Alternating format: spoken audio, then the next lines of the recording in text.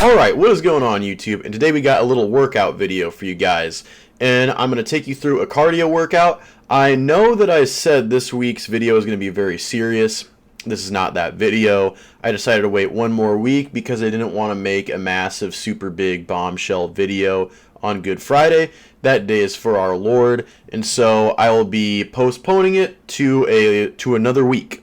Next week, to be exact. It will release on, I believe, April 10th, that following Friday. And I thought about saving this for a vlog, but I just figured, like, I don't know, I'll just make a workout video because the vlog would take a lot more time and it'd probably be lower quality since I was rushed. And I mean, this isn't like excellent footage right here, and later the camera's gonna fall over, so I figured like I might as well just deliver golden tidbits right now and give you the structure of my VO2 max workout. So basically, my mentality is that I only want to have as much mass at a given time, and I want that level to grow, but I want to maintain a cardio threshold as I get bigger. So say I put on 10 pounds of muscle, I went from 170 to 180. I want that 180 to be able to perform the exact same in the cardiovascular departments as it did at 170, if not better. And that's hard to do because muscle requires oxygen. Fat doesn't require oxygen.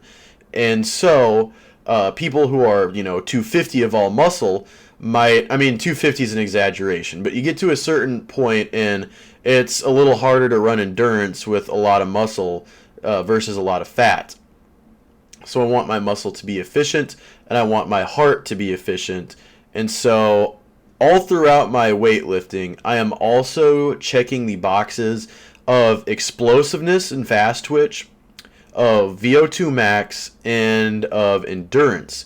So endurance is long form steady state. It's going slowly but never stopping, running for like an hour plus, or just doing cardio for like an hour plus. But it's just like your go, go, go type of endurance. And then you have your explosiveness, which is your fast twitch. And you could work that very easily by hitting this hill. What you would want to do differently is instead of going up and down and up and down and up and down, you would want to just go up and down really fast, come down, wait till you are good enough to run back up at the same speed as the first and subsequent sets, if not faster. You want to just maintain that speed, whereas we use this hill to hit our VO2 max. My mom and I warmed up with a mile so that our bodies were nice and limber and our hearts were, our heart rate had risen a little bit and we were warmed and primed to do the VO2 max. We did dynamic warm-ups like A skips, B skips, and bounds and some leg kicks. And then the goal is to just pound the hill repetitively until you get to that VO2 max. And usually you can tell that you've achieved a level of VO2 max when, you're really stammering from being out of breath. Like you're not just winded, you're not just short of breath, but like you need to stop. You need to kind of just focus on breathing. It feels like you're dying kind of. And that's why this peak male performance is just trudging, sloshing down the hill. We're wearing snowshoes with spikes on them because this hill is actually almost always muddy. You can't see it, but kind of off to the right there, it's also really muddy. And to the left where the hill kind of curves, and there's the main slope that camera fell. The angle we get is kind of bad because I'm kind of bolting it up the hill that time. But anyway, this is such a bad angle because there's like a tumbleweed obstructing the view. But as I was saying, we are wearing spikes as we go up this hill. And usually for this workout, we would run up a hill that is much steeper and much longer just one time. And the VO2 max result is way better that time. It definitely takes us less time. This probably takes us, you're watching this video is about like 7.5 minutes long.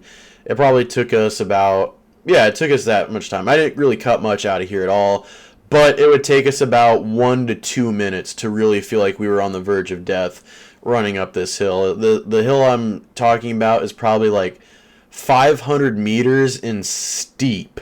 Like, it is a long, long run to be going all out, to be ascending that much. And that is one thing that I wanted to mention, is when you are trying to go for VO2 max, you probably, I personally want to make that VO2 max achieved over a short period of time.